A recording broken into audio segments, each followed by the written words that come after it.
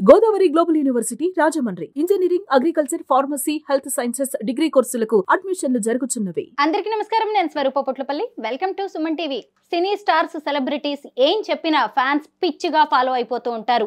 Illegal betting apps ను promote చేశారు అనే ఆరోపణలతో కొందరు సినీ స్టార్స్ మీద పోలీసులు కేసులు నమోదు చేశారు. ఇప్పటికే ప్రకాష్ రాజ్ అలాగే విజయ్ దేవరకొండ ఈడీ విచారణకు కూడా వెళ్లి వచ్చారు. ఇక ఆగస్టు 11వ తేదీన దగ్గుబాటి రాణా, ఆగస్టు 13వ తేదీన మంచు లక్ష్మీ ప్రసన్న కూడా ఈడీ విచారణకు వెళ్ళబోతున్నారు. ప్రస్తుతం నాతో పాటు ఉన్నారు సీనియర్ ఫిల్మ్ జర్నలిస్ట్ క్రిటిక్ ప్రభు గారు. ఆయనతో మాట్లాడి అసలు ఈ బెట్టింగ్ యాప్స్, ఈ కేసులు, ఆరోపణలు అనేవి ఈ సినీ స్టార్స్ వ్యక్తిగత ఇమేజ్ ని ఏమైనా ప్రభావం చేస్తాయా, సోషల్ ఇన్ఫ్లుయెన్సర్స్ కి కూడా ఇది ఒక బిజినెస్ గా ఎలా మారిపోయింది అనేది తెలుసుకుందాం. నమస్తే ప్రభు గారు. మీరు కూడా ఫాలో అవుతూ ఉన్నారు కదా. విజయ్ దేవరకొండ ఈడీ విచారణకు వెళ్ళి వచ్చారు. ఎలాంటి ప్రభావం చూపించే అవకాశం ఉంది? విజయ్ దేవరకొండ కాకుండా మిగతా సెలబ్రిటీస్ పేర్లు ఏవేవైతే వినిపిస్తున్నాయో వాళ్ళందరూ బెట్టింగ్ యాప్ల్లో యాక్ట్ చేసేసి డబ్బులు తీసుకున్నారు అన్నటువంటి. అయితే ఈ బెట్టింగ్ యాప్లు అనేటువంటి తాలూకు అట్లా చేయటం వల్ల ఏర్పడినటువంటి ఈ దీన్ని ఒక రకంగా మానసిక వీళ్ళకి సంక్షోభం అనాలి, ఆర్థిక సంక్షోభం, నైతిక సంక్షోభం అనాలి. ఈ నైతిక సంక్షోభం అనేటువంటిది పూర్తి స్థాయిలో వాళ్ళకి తెలిసి ఒక నేర ప్రవృత్తితో చేశారా, ఎలాగైనా అక్రమ సంపాదన, అక్రమ ఆర్జనకు పాల్పడ్డారా అనేటువంటి దాన్ని మనం కనుక ఆ కోణంలో ఆలోచించినట్టయితే definitely they don't know anything about the criminal aspect of this particular issues. వీటిలో ఉన్న క్రిమినల్ ఆస్పెక్ట్స్ కూడా తెలియవు. బెట్టింగ్ యాప్ల్లో యాక్ట్ చేయటం అనేటువంటిది మామూలుగా మిగతా అడ్వర్టైజ్మెంట్స్లో చేయటం అనేటువంటిది ఎలాగో ఇది కూడా అలాగే అనుకొని చేశారు తప్ప వీటి వల్ల జరిగే నష్టం కానీ, వీటి వల్ల జరిగే పర్యవసానాలు కానీ, దీంట్లో ఉన్నటువంటి క్రైమ్ ఎలిమెంట్ కానీ వాళ్ళకి తెలియదు. తెలిసి చేశారనుకోవటం లేదు. అజ్ఞానంతో చేశారు, తెలియక చేశారు అనేటువంటిది మాత్రం ఒప్పుకోవచ్చు. చేసే ఉంటుంది, చేశారు అందులో. ముఖ్యంగా ఇంకోటి అంటే బెట్టింగ్ యాప్లకి, గేమింగ్ యాప్లకి మధ్య ఉన్న వ్యత్యాసం కూడా తెలియదు. ఏదో అడిగారు, వాళ్ళు అడిగారు, చేసాం, మాకేదో డిమాండ్ ఉంది, మాకేదో క్రేజ్ ఉంది కాబట్టి మమ్మల్ని అడిగారు అనేటువంటి ఒక అమాయకత్వం, అజ్ఞానంలో కొంతవరకు చేసి ఉంటారు తప్ప not with a criminal intention or criminal mind set అని మాత్రం చెప్పగలం. So have to wait and see. ఏది ఏమైనా వీటి పట్ల ఒక పూర్తి స్థాయి అవగాహన. ఇది ఎందుకంటే కొత్తగా ఎమర్జ్ అయినటువంటి టెక్నాలజీ. ఈ గేమ్స్, బెట్టింగ్ యాప్స్ కానీ, గేమింగ్ యాప్స్ కానీ కొత్తగా ఎమర్జ్ అయినటువంటి టెక్నాలజీ. ఈ టెక్నాలజీలో ఉన్నటువంటి చట్టబద్ధత ఏమిటి అనేటువంటి దాని పట్ల పోలీసులకే అవగాహన లేదు. ముఖ్యంగా ఈడీకి కానీ వీళ్ళకి కానీ ఏ పరిధిలోకి వస్తుంది, under what section this crime falls under అనేటువంటి దాని మీద ఒక అవగాహన లేదు. ఓ బెట్టింగ్ యాప్స్లో చేయటం అనేటువంటిది ఒక నేరం. వీళ్ళని అంత నేరస్తులు అయితే ఇమీడియట్గా తీసుకెళ్ళి అరెస్ట్ చేసి ఉండాల్సింది కదా. ఆ చట్టంలో ఉన్నటువంటి అస్పష్టత కారణంగానే ఇంత స్థాయిలో ఇది ఇంకా జరుగుతూ ఉంది. కానీ ఏ ఒక్కరు కూడా విచారణకు వెళ్ళిన ప్రతి ఒక్కరు కూడాను మేము మాకు తెలియక మేము చేసామని కొంతమంది చెప్తున్నారు.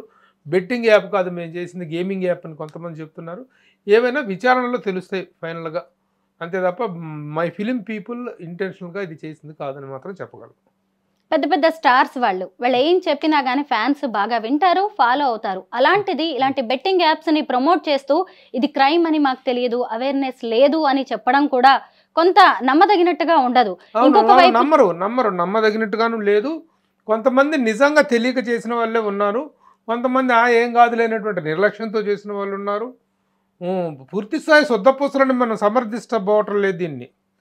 ఇది తప్పు ఒకటి తెలిసిన తర్వాత కూడా ఒక చట్టబద్ధత అనేటువంటి దానికి, చట్ట వ్యతిరేకమైనటువంటి చర్య అనేటువంటిది తెలిసాక కూడా చేయటం అనేటువంటిది తప్పు, ఎవరైనా ఒప్పుకోవాల్సిందే. వీళ్ళు శుద్ధపూసలా కాదనేటువంటి త్వరలో తెలుసుద్ది. అప్పటిదాకా అనుకోవటం మాత్రం. అయితే ఒక నేర ప్రవృత్తి కలిగిన వాళ్ళు కాదు వీళ్ళెవరూ కూడాను. ఇంత పెద్ద పెద్ద పేర్లు ఇప్పుడు రాణా దగ్గుబాటు కానీ, విజయ్ దేవరకొండ కానీ, లక్ష్మీ ప్రసన్న కానీ, ప్రకాష్ రాజ్ కానీ. ప్రకాష్ రాజ్ ఎన్ని కార్యక్రమాలు చేస్తుంటారు ఆయన. ఇది ఇచ్చి చిల్లర డబ్బుల కోసం ప్రకాష్ రాజ్ పాల్పడి చేశారా? నో. పూర్తి స్థాయి అవగాహన లేకుండా అదేదో చేసినటువంటిదే. రాణా ఏంటి, రాణా స్థాయి ఏంటి, వాళ్ళు ఏంటి, వాళ్ళ ఫ్యామిలీ బ్యాక్గ్రౌండ్, ఈ చిల్లర డబ్బుల కోసం రాణా పని చేస్తాడా? విజయ్ దేవరకొండ స్థాయి ఏంటి, లక్ష్మీ ప్రసన్న స్థాయి ఏంటి? వీళ్ళందరూ కూడా డబ్బుల కోసమో లేకపోతే ఇదిగో అది వాటి పట్ల పూర్తి అవగాహన లేకపోవటం, అది మాత్రం నేను చెప్పగలను. తర్వాత అది నిజంగానే ఉద్దేశపూర్వకంగా చేశారనేటువంటిది రేపు చట్టంలో నిరూపితమైంది అనుకోండి, the law will take its own course. You don't leave anybody. ఇప్పుడు దీంట్లో పోనీ అలాగే ఇంకా మిగతా ఇన్ఫ్లుయెన్సర్స్ కానీ వీళ్ళలో కొంతమందికి పాపం అవగాహన లేక కొంత ఆశపడి చేసి ఉండొచ్చు. వాళ్ళ సంపాదనలు కానీ వాళ్ళ ఇది కానీ వీళ్ళకి తక్కువగా ఉంటాయి కాబట్టి వాళ్ళు చేసి ఉండొచ్చు. వీళ్ళందరూ డబ్బుల కోసం కక్కుర్తిపడి చేసిన పనులు మాత్రం కాదు. ఇప్పటికే ఈడీ విచారణకు వెళ్ళొచ్చిన విజయ్ దేవరకొండ నేను ప్రమోట్ చేసింది బెట్టింగ్ యాప్స్ కాదు, గేమింగ్ యాప్స్ అని ఆయన చాలా స్పష్టంగా చెప్తున్నారు. బల్లగుద్ది మరి వాదిస్తూ ఉన్నారు. ఈడీ విచారణలో కూడా అదే చెప్పినట్టుగా తెలుస్తుంది. ఇంకొక వైపు చూసినప్పుడు ప్రకాష్ రాజ్ గారు కూడా అదే చెప్పారు. నేను ఫస్ట్ అయితే బెట్టింగ్ యాప్స్ ని ప్రమోట్ చేశాను, కానీ మనసు అంగీకరించగా వాళ్ళు ఇచ్చిన రెమ్యునరేషన్ ని కూడా నేను వెనక్కి ఇచ్చేసాను, అది పైగా చాలా కాలం క్రితం అని అంటున్నారు.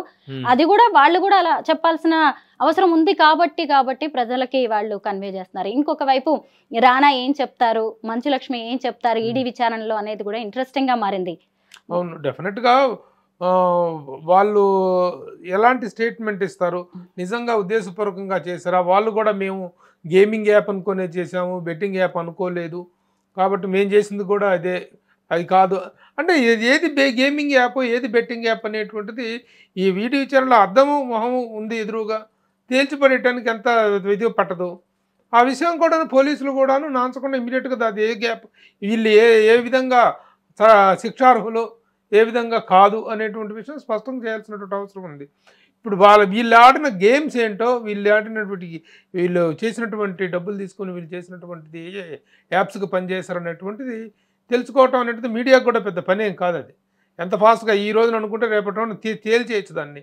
వాళ్ళు ఏ యాప్లో ఉన్నారు, అది గేమింగ్ యాపా బెట్టింగ్ యాపా, ఇక్కడ వచ్చి మీడియా ముందుకు వచ్చి చెప్పినంత మాత్రాన ఏమి బుక్కాయించినంత మాత్రాన ఏం కాదు.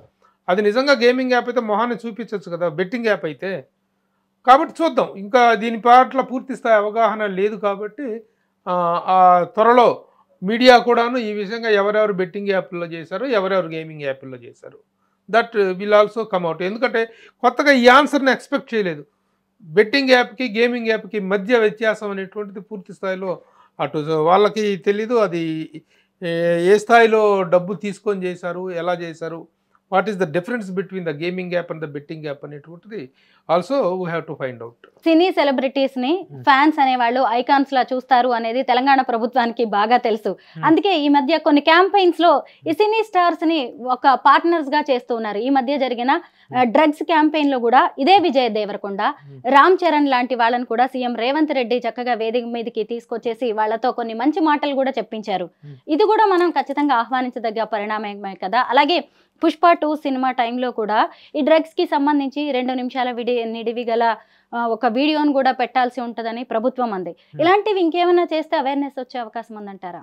Awareness from the film people, film stars అనేటువంటిది ముఖ్యంగా ఎవరు పడితే సినిమా వాళ్ళందరూ మెసేజ్లు ఇచ్చేస్తే ఎవరు చూడరు. మళ్ళీ అక్కడ ఇన్ఫ్లుయెన్స్ చేయగలిగినటువంటి స్టార్డమ్ ఉన్నవాళ్ళు, అలాంటి చరిష్మా ఉన్నవాళ్ళు చేస్తే చూస్తారు తప్ప కొత్త వాళ్ళందరూ వచ్చేసి తెర మీదకి వచ్చేసి ఒక పావుగంట మేము ఉపన్యాసం ఇస్తామంటే ఎవరు చూడరు. మేము 2 నిమిషాలు కదా 2 సెకండ్లు చెప్పినా ఎవరు చూడరు. ఆ పాపులారిటీ ఉన్న చెప్తే డెఫినెట్గా వాటి తాలూకు ప్రభావం గ్యారంటీగా ఉంటుంది. వాటి తాలూకు ఇన్ఫ్లుయెన్స్ అయ్యేటువంటి వాళ్ళు ఉంటారు, ముఖ్యంగా ఫ్యాన్స్ అనేటి వాళ్ళు ఇన్ఫ్లుయెన్స్ అవుతారు. కాబట్టి అది రేవంత్ రెడ్డి గారు సీఎం గారు అడిగారు. అయితే అది ప్రతి సినిమా విషయంలో సాధ్యపడలేదు. దానికి ఒక కార్యాచరణ రూపొందించుకోవాలి. ఏ సినిమాకు వీళ్ళ దగ్గర నుంచి ఒక సినిమా, ప్రతి సినిమాకి ఆయా సినిమా వాళ్ళు చెప్పాలి అనేది. ఏది మన సినిమాకు ముందు కనుక cigarette smoking is injurious to health అనేటువంటి ఒక యాడ్ ఎలా వస్తుందో అలాంటి ఒక ఇదిని డ్రగ్స్ మీద వాటి మీద కూడా చెయ్యాలి అనేటువంటి రేవంత్ రెడ్డి గారు చెప్పినటువంటి మాట. అది ప్రతి సినిమాకు వీళ్ళు చేస్తారా లేదా అనేటువంటిది ఇంకా ఇంప్లిమెంట్ అవ్వలేదు. దాని తాలూకు సీరియస్నెస్ ఏంటనేటువంటిది అటు ప్రభుత్వం వైపు నుంచి లేదు, ఇటు ఇండస్ట్రీ వైపు నుంచి లేదు. How serious it can be implemented అనేటువంటిది we have to wait and see. RTC ఎండీగా ఉన్న వీసీ సజ్జనార్ గారు ఒక లోకల్ బాయ్ నాని అనే సోషల్ ఇన్ఫ్లుయెన్సర్ ఒక బెట్టింగ్ యాప్ని ప్రమోట్ చేస్తున్న వీడియోని బయట పెట్టి ఆయన ట్వీట్ చేయడంతో మొత్తానికి ఈ బెట్టింగ్ యాప్స్ తేనె తుట్టే అనేది కదిలింది. అక్కడి నుంచి ఇంకా అసలు దర్యాప్తు మొదలు పెడితే ఎంతమంది సోషల్ మీడియా ఇన్ఫ్లుయెన్సర్స్, వర్షిణి కావచ్చు, అలాగే విష్ణుప్రియ, శ్రీముఖి, సుప్రీత, ఇలా టేస్టీ తేజ, ఇంకెంతో మంది బయటకు వచ్చారు. ఆ తర్వాత సినీ సెలబ్రిటీస్ కూడా బయటకు వచ్చారు. కేసు ఎటో పోతుందిలే అనుకున్నారు, కానీ ఈడీ వరకు వెళ్ళింది, విచారణలు కూడా జరుగుతున్నాయి. ఒక రకంగా ఇది మంచిదేనని చెప్పాలి. ఎందుకు అంటే తెలియకుండా ఇంకొంతమంది ఇంకెన్నో కూడా ప్రమోట్ చేస్తూ పోయేవారు. బయటకు రావటం కానీ ఏ విధంగా బయటకు వచ్చినప్పటికీ సజ్జనార్ గారు చేసినటువంటి ఎంక్వైరీలో అది బయటికి రావటం అనేది జరిగింది. ఇంకా ముందు ఎవరు ఏ సినిమా వాళ్ళు కూడా మేము పలానా యాప్లో తెలియకుండా చేసాము, అమాయకంగా చేసామని చెప్పడానికి అవకాశం లేకుండా ఈ దర్యాప్తు అనేటువంటిది సమగ్రంగా జరగాలి, సమూలంగా జరగాలి. నిజంగా దోషులైనటువంటి వాళ్ళు ఉన్నట్లయితే వాళ్ళకు కూడా అవేర్నెస్ లేక చేశారు కాబట్టి ఒక హెచ్చరిక ఇచ్చి వదిలేయాలి. నిజంగా అంతకంటే తీవ్రమైన స్థాయిలో ఇన్వాల్వ్ అయిన వాళ్ళని చట్ట ప్రకారం శిక్షించాలి. ఏదేమైనా ఈ బెట్టింగ్ యాప్లు అనేటువంటి, ఎందుకంటే కొన్ని పర్టికులర్ సీజన్స్లో మాత్రం ఈ బెట్టింగ్ యాప్లు అనేటువంటి వాటికి విపరీతమైనటువంటి ఇది వస్తుంది.